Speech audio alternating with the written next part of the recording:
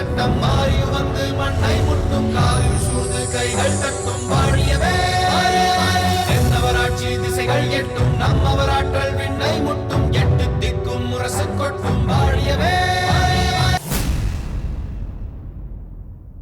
என்ன செய்வது என்று புரியாமல் தவித்துக் கொண்டிருந்த மாமன்னருக்கு தங்களின் வருகை புதிய உற்சாகத்தை தந்திருக்கும். தங்களுக்கு எப்படி இங்குள்ள நிலை தெரிந்தது? ஏனென்றால் பாண்டிய இளவரசர் சிறைப்பட்டிருக்கும் செய்தி வெளியில் தெரிந்தால் நாட்டில் பெரும் பதட்டம் ஏற்படும் என்பதால் மிகவும் ரகசியமாக அதை மறைத்து வைத்திருக்கிறோம். தாங்கள் சொல்வது சரிதான். கூடிய மட்டிலும் இது யாருக்கும் தெரியாமல் மறைப்பதுதான் நல்லது. காதும் காதும் வைத்தாற்போல் என்பார்களே, அப்படி செய்தி பரவ இடம் தராமல் நமக்குள்ளேயே இதற்கு தீர்வு காண வேண்டும். அதனால்தான் பாண்டிய நாட்டில் இருந்து சோழ நாட்டிற்கு புறப்பட்ட உருத்திரங்கண்ணனார் என் இருப்பிடத்திற்கு தேடி வந்து ரகசியமாக இந்த செய்தியை கூறினார். அதை பற்றி அறிந்த மறுகணமே நானும் புறப்பட்டு விட்டேன். ஓ, உருத்திரங்கண்ணனார்தான் உங்களை அழைத்து வந்தாரா? அவர் பாண்டிய நாட்டிற்கு சென்றிருந்ததால் இங்கு எனக்கு செந்தமிழ் கவிதைகளை பற்றி பேசி உரையாட ஒரு நல்ல நண்பர் இல்லாமல் போய்விட்டார். இப்பொழுது அந்த நண்பர் நாங்கள் அனைவருமே மதித்து போற்றும் அற்புத நண்பரான தங்களை அழைத்து வந்திருக்கிறார். ஆனால் என்ன? நாம் ஒருவருக்கொருவர் அமைதியாக அமர்ந்து இனிமையாக உரையாடி மகிழும் நிலை இப்போது இல்லையே. சில நாட்கள் இங்கு தங்கியிருங்கள் என்று சொல்வதற்கு கூட வாய்ப்பில்லாமல் போய்விட்டதே. அதனால் என்ன? நான் இளம்வழுதியை அழைத்து வந்த பின் நாம் அனைவரும் ஒன்றாக இருந்து மகிழ்ச்சியோடு உரையாடி மகிழ்வோம். இளம்வழுதியும் சிறந்த கவிஞன் என்பது தாங்களும் அறிந்ததுதானே? என்ன இப்படி சொல்லிவிட்டீர்கள்? அவர் பூம்புகாருக்கு வந்தால் என் இல்லத்திற்கு வந்து உரையாடாமல் போக மாட்டார். ஓ, அந்த அளவிற்கு நெருக்கமா? பாண்டிய இளவரசர் புலவர்களை மதிப்பதில் எவ்வளவு ஈடுபாடு உள்ளவர் என்பதற்கு இதுவே போதுமான சாட்சி. அப்படிப்பட்டவரை அதிக நாட்கள் சிறைப்பட்டு வாழும்படி நாம் விட்டுவிடக் கூடாது. அதுதான் சரி. தாங்கள் எப்போது புறப்படுகிறீர்கள்? புறப்பட்டு விட்டேன் காரியாரே. மன்னரிடம் விடைபெற்றுக் கொண்டு சேர நாட்டிற்கு செல்வதற்கு முன் தங்களை ஒரு முறையாவது சந்தித்து விட வேண்டும் என்பதற்காகத்தான் நான் இங்கு வந்தேன். அப்படியா?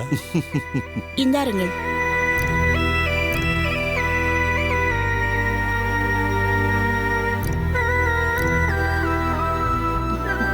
முத்துநகை, இப்பொழுது உள்ள கடுமையான வெப்பத்திற்கு இந்த நீர்மோர் இதமான குளுமையை தந்துவிட்டது.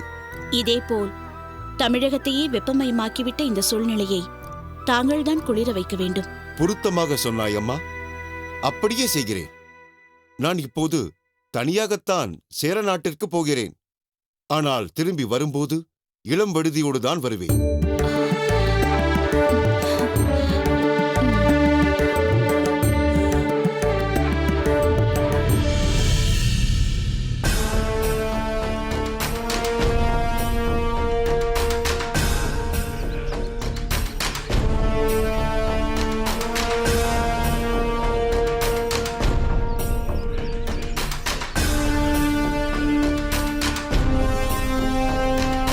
அமைச்சரே, ஏன் எல்லோரும் மௌனமாக இருக்கிறீர்கள்? மன்னவா, தாங்கள் ஆழ்ந்த சிந்தனையில் இருக்கும்போது நாங்கள் பேசுவது முறையல்லவே. அதனால்தான் தங்கள் சிந்தனை கலையும் வரை காத்திருப்போம் என அமைதியாக இருக்கிறோம். ஏதேதோ சிந்தனை, எனக்கும் விடை கிடைக்கவில்லை. மன்னவா, தாங்கள் எதை பற்றி நினைத்து இப்படி சொல்கிறீர்கள் என்று தெரிந்தால் நாங்களும் அதை பற்றி சற்று யோசிப்போம். இளம்பழுதி பிரச்சனை அப்படியே இருக்கிறது. நாமும் அடுத்து வேறு எந்த செயலிலும் ஈடுபட முடியவில்லை. என் மகள் பரிவாதினியோ எனக்கு திருமணம் என்ற பேச்சே இப்பொழுது எடுக்க வேண்டாம் என்கிறாள். நமக்கும் வஞ்சியை ஆளும் சேர மன்னனுக்கும் இடையில் உள்ள பகை வேறு இன்னும் தீராமல் இருக்கிறது. இதன் காரணமாக நற்றமிழ் புலவர்களோடு அளவலாவி மகிழக்கூட நேரமில்லாமல் போய்விட்டது. என்ன செய்வது? மாமன்னருக்கு வணக்கம். என்ன செய்தி? புலவர் கபிலர் தங்களை காண வந்திருக்கிறார்.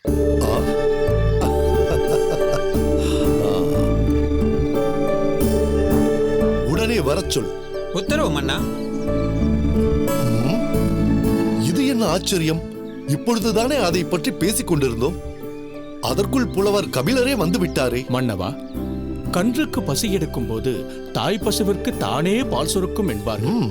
அதே போல் தங்களுக்கு தமிழ் தாகம் எடுத்தவுடன் அதை தீர்த்து வைக்க புலவர்களே போற்றும் புலவரான கபிலரே வந்துவிட்டார். வாழ்க சேரநாதன்!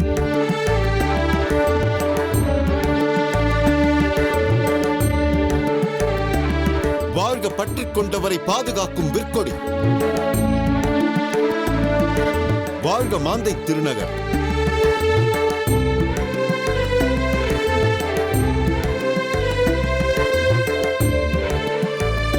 வாருங்கள் கபிலர் பெருமானே, வாருங்கள்.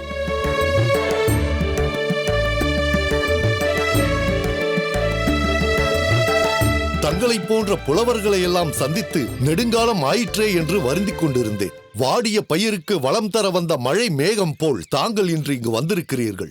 சேரலாதா, புலவரை வரவேற்கும் பண்பில் உனக்கு நிகராக எவரையும் சொல்ல முடியாது. அதிலும் தாங்கள் வருகிறீர்கள் என்றவுடன் மன்னரின் முகம் சூரியனைக் கண்ட தாமரை போல் மலர்ந்து விட்டது. எங்கள் மன்னர் தாங்கள் செல்வ கடுங்கோ வாழியாதனை புகழ்ந்து பாடிய நெடும்பாடல் பற்றி அடிக்கடி கூறி மகிழ்வார். அப்போது ஒரு நாள் தாங்களும் அவரும் உரையாடியதை பற்றி சொல்லிச் சொல்லி மகிழ்வார். எனது பாடலை கேட்டு மகிழ்ந்த சேரலாதர் என் கரங்களை பற்றிக் கொண்டு பாராட்டு தெரிவித்தார். அப்பொழுது அவருக்கு வியப்பு ஏற்பட்டது. இதில் வியப்படைவதற்கு என்ன இருக்கிறது? அவரது வியப்பிற்கு காரணமாக அமைந்தது என் கரங்கள்தான். எனது கரங்களை பற்றிய மன்னர், புலவர் பெருமானே, இது என்ன அதிசயம்? தங்கள் கரங்கள் எப்படி இவ்வளவு மென்மையாக இருக்கிறது என்றார். அதற்கு நான் சொன்னேன், மன்னவா, நீ எப்பொழுதும் போர் போர் என்று வாளெடுத்து வீசி பகைவர்களை வெல்வதால் உன் கரங்கள் கடுமையாக இருக்கின்றன. ஆனால் நானோ புலவன், அதிலும் அந்தணன், ஏடும் எழுத்தாணியையும் தவிர வேறு எதையும் ஏந்தாதவன். நானும் என்னை போன்ற புலவர்களும் உன்னை பாடி பாடி எண்ணற்ற பொன்னும் பொருளும் பெற்று வாழ்வதால் உண்டு வருந்தும் செயலல்லாது வேறு எதையும் செய்வதில்லையே. அதனால்தான் எனது கரங்கள் இவ்வளவு மென்மையாக இருக்கின்றது என்று ஒரு புறப்பாடல் பாடினேன்.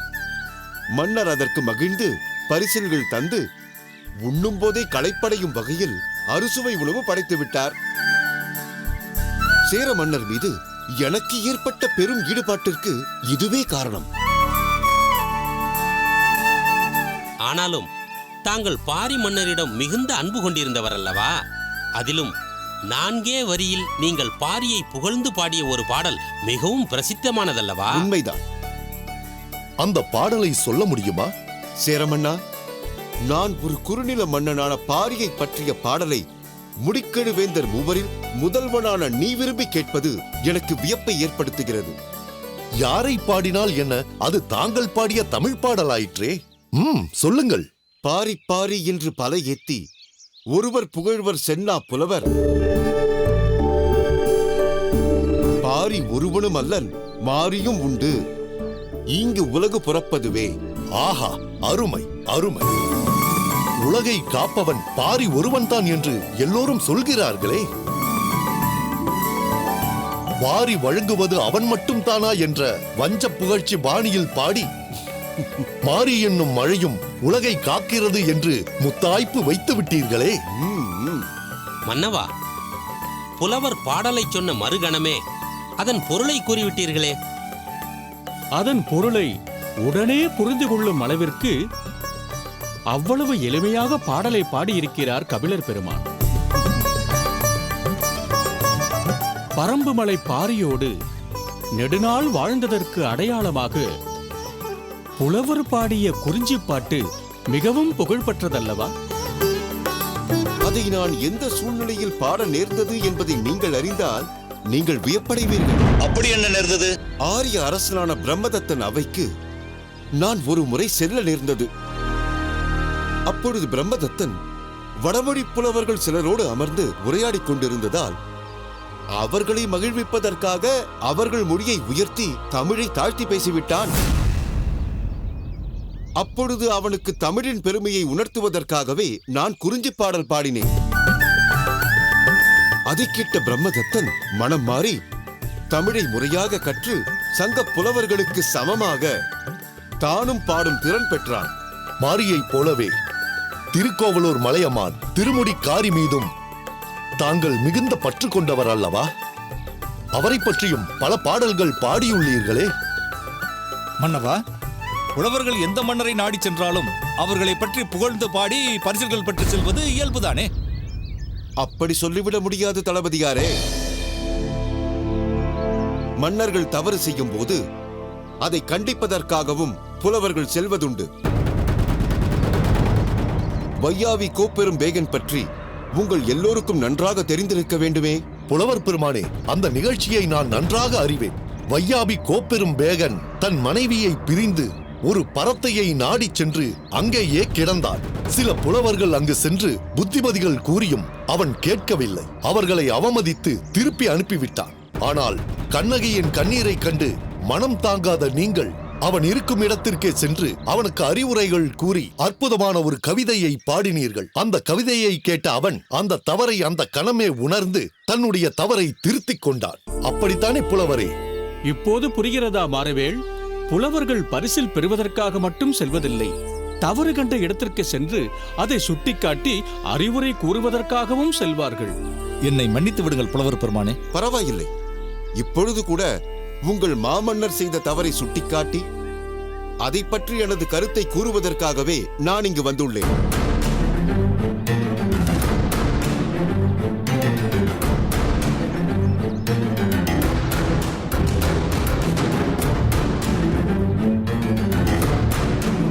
மன்னா, நீ மௌனமாகிவிட்டதை பார்த்தால் நான் இதை பற்றி பேசுவதில் உனக்கு விருப்பமில்லை என்றல்லவா தோன்றுகிறது?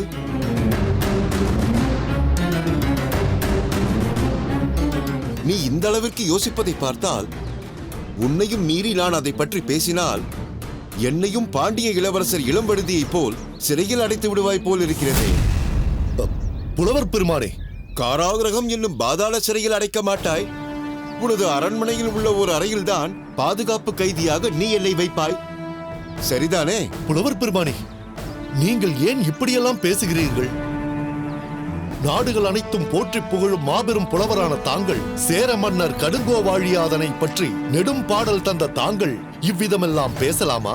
மன்னவா, நீ தமிழ் மீதும் தமிழ் புலவர்கள் மீதும் எந்த அளவிற்கு ஈடுபாடு கொண்டவன் என்பதை நான் அறியாதவனா என்ன? பாரி மீது நான் பாடிய பாடலை கேட்டு நீ தன்னை மறந்து புகழ்கிறாயே. வையாவி கோமானை கண்டித்து அவனை அவன் மனைவியோடு சேர்த்து வைப்பதற்காக நான் பாடிய பாடலை மனமாற பாராட்டுகிறாயே. அப்படிப்பட்ட நீ சங்கம் வைத்து தமிழ் வளர்த்த மரபில் வந்தவனை, இளம் வயதிலேயே அரிய கவிதைகளை ஏற்றி என்னை போன்ற புலவர்களையே வியக்க வைத்தவனை, அரசலங்குமரனாக இருந்தாலும் தன்னை ஒரு கவிஞன் என்று சொல்லிக் கொள்வதையே பெருமையாக நினைப்பவனை, பாண்டிய இளவரசன் இளம்பழுதியை நீ சிறை வைக்கலாமா?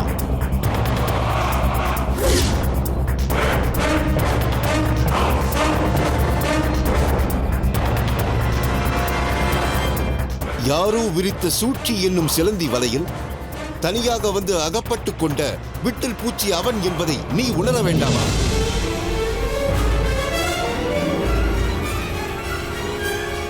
உன் மௌனம் நான் கூறியதை ஏற்க மறுக்கிறது என்பதை நான் நன்றாக அறிவேன். நான் சொல்ல வேண்டியதை சொல்லிவிட்டேன். இனி நீ என்ன செய்ய வேண்டும் என நினைக்கிறாயோ அதை செய்து கொள். நான் வருகிறேன். சற்று பொறுங்கள். கபிலர் பெருமானே, எனது அவைக்கு வந்த தாங்கள் சில நாட்களாவது எனது அரண்மனையில் தங்காமல் சென்றால் அதைவிட எனக்கு வேறு வேதனை எதுவும் இல்லை. தங்கள் மனதிற்கு மாறாக இந்த சேரலாதன் ஒருபோதும் நடந்து கொள்ள மாட்டான். தாங்கள் சொன்ன கருத்துக்களை நான் நிச்சயம் ஆராய்ந்து பார்க்கிறேன். அரசியல் ரீதியாக மட்டுமல்ல, அந்தரங்க ரீதியாகவும் என்னை வழிநடத்தி செல்பவர் தாங்கள் தானே. சிறிது காலமாவது சேர நாட்டில் தாங்கள் தங்க வேண்டும் என்ற என் வேண்டுகோளை தயை கூர்ந்து ஏற்றுக்கொள்ள வேண்டும். சரி தளபதியாரே. மன்னவா, புலவர் தங்குவதற்கான ஏற்பாடுகளை செய்யுங்கள். உத்தரவு மன்னவா. வாருங்கள் புலவரே.